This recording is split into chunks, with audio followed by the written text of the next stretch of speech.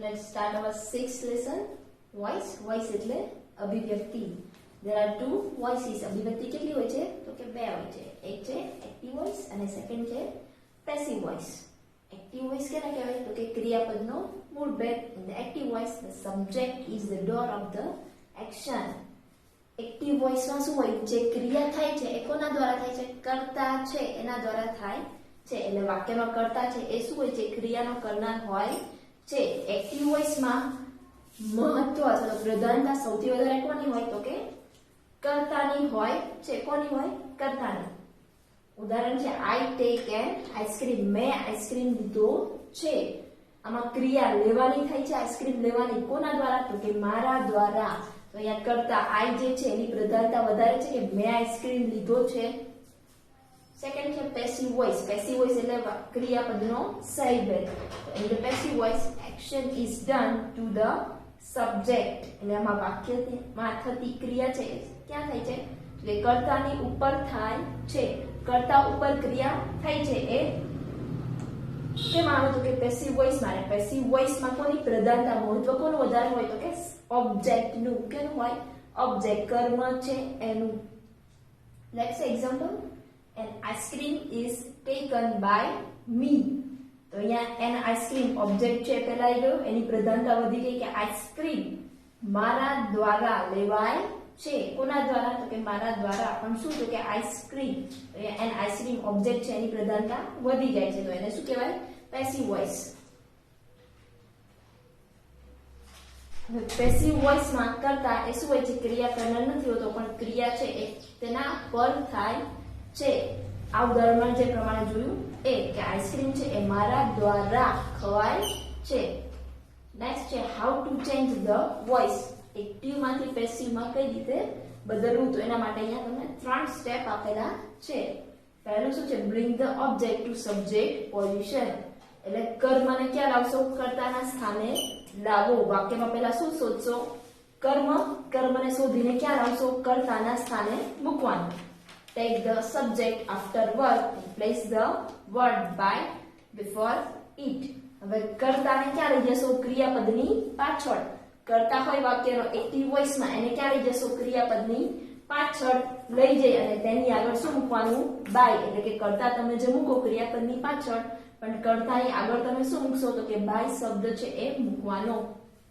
Third, change the verb to the passive form. અને ક્રિયાપદને શું કરશો? પેસિવ વોઇસના રૂપમાં બદલો. તમારું ક્રિયાપદ છે કોઈ પણ કાર્ડનું હોય એને એ કાર્ડના આધારે પેસિવ વોઇસમાં તમારે બદલવાનું રહેશે. How to change the verb from subject case two object case. એટલે કર્તા વિભક્તિ. સબ્જેક્ટ કેસ એટલે કર્તા વિભક્તિ અને ઓબ્જેક્ટ કેસ એટલે કર્મ વિભક્તિ. તો કર્તા વિભક્તિ છે એમાંથી કર્મ વિભક્તિમાં કઈ રીતે રૂપાંતરણ થાય અથવા તો કયા કયા રૂપાંતરણ આવે? આઈ. તો આઈ નું હંમેશા શું થઈ જશે? મી. આ બધા વર્ડ્સ છે એ યાદ રાખવાના છે. યુ. તો યુ નું શું થઈ જશે? શી. શી નું હર. The boy. કોઈ પણ નામ હોય તો એઝ ઇટ ઇઝ એમાં કઈ ચેન્જ આવે નહીં. તો ધ બોય નું ધ બોય. વી. વી નું શું આવશે? અસ. હી. હી નું હિમ. ધે નું ધેમ અને ઇટ નું ઇટ્સ.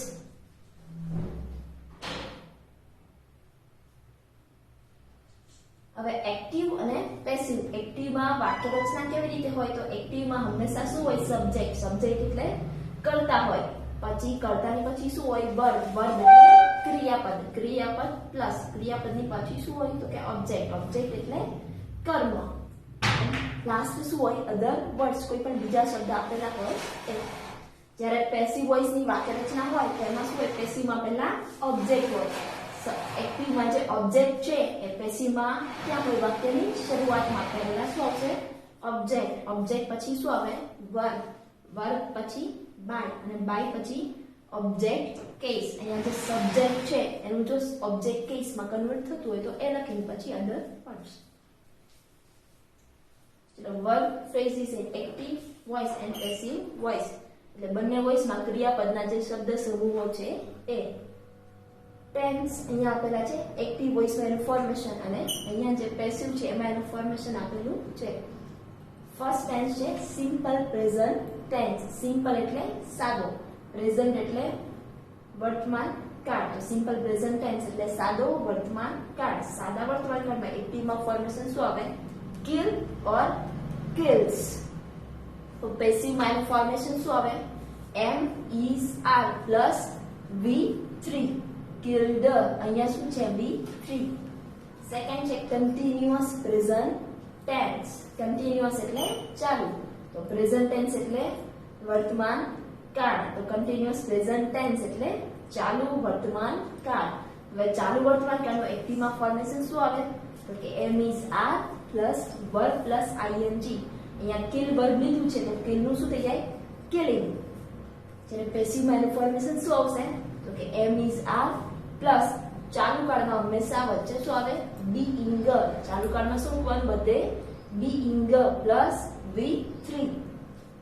થર્ડ છે પ્રેઝન્ટ પરફેક્ટ ટેન્સ. પ્રેઝન્ટ એટલે વર્તમાન, પણ પરફેક્ટ એટલે પૂર્ણ. તો પ્રેઝન્ટ પરફેક્ટ ટેન્સ એટલે પૂર્ણ વર્તમાન કાળ. એક્ટિવમાં ફોર્મેશન શું આવે? Have or has plus V3 killed. જ્યારે પેસિવમાં શું આવશે formation? Have or has plus been. પૂર્ણ કાળમાં બધે શું આવે? બીન પ્લસ કિલ્ડ એટલે V3. હવે ઉદાહરણ દ્વારા કંઈક જોઈએ. First, she cuts vegetables. તે શાકભાજી કાપે છે. કોઈ પણ વાક્યમાં સબ્જેક્ટ શોધવો હોય તો પ્રશ્ન કેનાથી પૂછવાનો? who એટલે કે કોણ. કોણ શાકભાજી કાપે છે? કે she. તો who થી પ્રશ્ન પૂછો તો કોણ, અને જવાબ જે મળે એ તમારો શું હોય? સબ્જેક્ટ. એટલે સબ્જેક્ટ અહીંયા શું છે? she. જ્યારે વેજીટેબલ્સ એટલે શાકભાજી, ઓબ્જેક્ટ શોધવા માટે what અથવા તો whom, શું અથવા તો કોને, એનાથી પ્રશ્ન પૂછો અને જવાબ જે મળે એ શું હોય? ઓબ્જેક્ટ.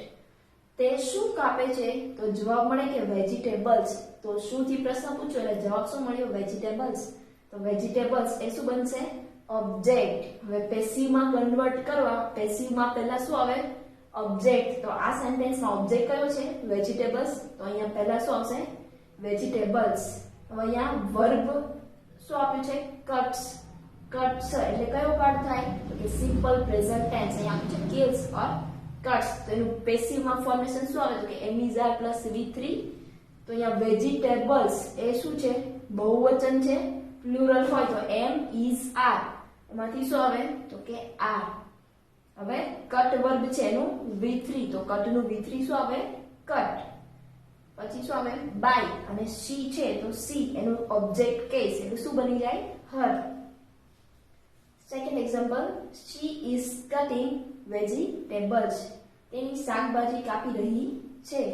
એનામાં સબ્જેક્ટ કયો છે? તો કે she. વર્બ તો કે is cutting. ઓબ્જેક્ટ તો કે વેજીટેબલ્સ. હવે પેસિવમાં કન્વર્ટ કરો તો પહેલા શું આવે? ઓબ્જેક્ટ. આ વાક્યમાં ઓબ્જેક્ટ કયો છે? કે વેજીટેબલ્સ. એટલે પહેલા વેજીટેબલ્સ આવશે. વેજીટેબલ્સ પ્લુરલ, એટલે પ્લુરલ સાથે શું આવે? તો કે આર. અહીંયા is cutting એટલે કયો કાળ થયો? is અને વર્બની પાછળ ing છે એટલે કન્ટિન્યુઅસ પ્રેઝન્ટ ટેન્સ. તો એક્ટિવમાં am is are plus killing. તો અહીંયા છે is cutting. તો પેસિવમાં ફોર્મેશન શું આવે? Am is are plus been plus killed. અહીંયા વેજીટેબલ્સ છે એની સાથે પ્લુરલ ફોર્મ એટલે આર આવશે. હવે ચાલુ કાળમાં હંમેશા શું આવે? બીઇંગ. એટલે અહીંયા શું આવશે? બીઇંગ પ્લસ કટ નું V3 એટલે શું આવશે? કટ. બાય અને she એનું ઓબ્જેક્ટ કેસ એટલે શું આવે? Her. Third, she has cut vegetables. તેણે શાકભાજી કાપ્યા છે. આમાં સબ્જેક્ટ કયો છે? કે she has cut. તો આ શું બનશે? વર્બ. અને વેજીટેબલ્સ તો એ શું બનશે? ઓબ્જેક્ટ. હવે પેસિવમાં કન્વર્ટ કરો તો પહેલા શું આવે?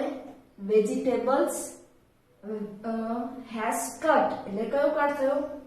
તો કે present perfect tense. has plus V3. તો અહીંયા has પ્લસ V3 છે. તો એનું પેસિવમાં ફોર્મેશન શું આવે? તો કે have has plus been plus V3. Vegetables એ પ્લુરલ છે એટલે અહીંયા શું આવશે? have પ્લસ been એટલે been અને V3. તો કટ નું V3 cut. By object case, સી નું ઓબ્જેક્ટ કેસ એટલે શું આવશે? હર. So let's learn another example.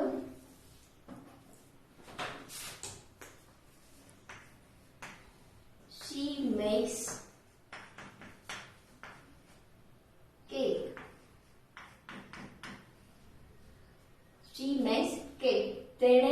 બનાવી છે. હવે પ્રશ્ન બનાવીએ વુ સબ્જેક્ટ શોધવો હોય તો પ્રશ્ન ક્યાંથી બને વુ કોણે કેક બનાવી છે કોણે તો કે શી તેણે બનાવી છે તો સી છે એ શું બનશે અહીંયા સબ્જેક્ટ ક્રિયા કઈ થાય છે તો કે બનાવવાની તો અહીંયા મેક્સ એ શું બનશે વર્બ તેણે તે શું બનાવે છે તો જવાબ શું મળે કે કેક બનાવે છે શું થી પ્રશ્ન પૂછો તો જવાબ શું મળે કેક તો કેક શું બનશે ઓબ્જેક્ટ